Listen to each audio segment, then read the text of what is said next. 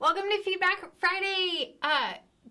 We're in a rhythm and we're moving quickly. We're on week 5. Shout out to Sergio, who sent an email asking for clarification. So helpful. So if you're on Sergio's team, thanks, Sergio. Here's what Sergio asked. 2 things, and I actually have heard also from Abby, just to clarify, so really helpful. On that informative speech worksheet, they said, do I have to have a metaphor? Do I have to have a story? Do I have to every part? You need 3 sources, but let me just explain. This is to put all of the pieces of a puzzle together, and then as you finalize your speech, you'll go, here's where those pieces go.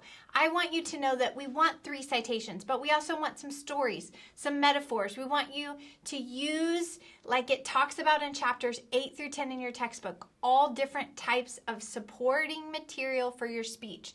So please try to think of a simile or a metaphor. So if you're talking about anxiety, maybe use a metaphor like roller coaster.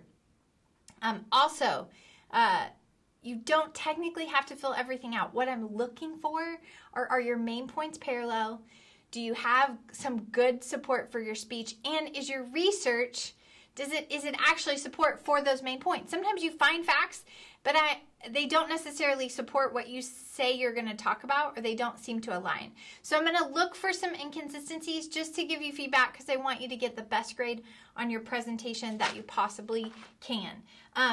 Finally, Sergio asked, if I reply to myself on discussion board, is that okay? So let's say you post your outline and you go, oh shoot, I forgot to post my reference page. You can go in, reply to your own discussion board, attach the reference page. I'll see both of them. I'll grade both of them. That is completely okay. So you don't have to post 2 different threads if you want to just go in and reply to yourself. Those are the questions that came in this week. We're moving toward this informative speech. We had 100% attendance assignment completion, which is a fancy way to say everyone's here and everyone's participating, and you cannot know how happy that makes me. So consider me your cheerleader, and this week you're going to get some feedback that's going to make me feel a little like your coach, but you're doing great. Keep up the great work. Have a good weekend, and go Astros.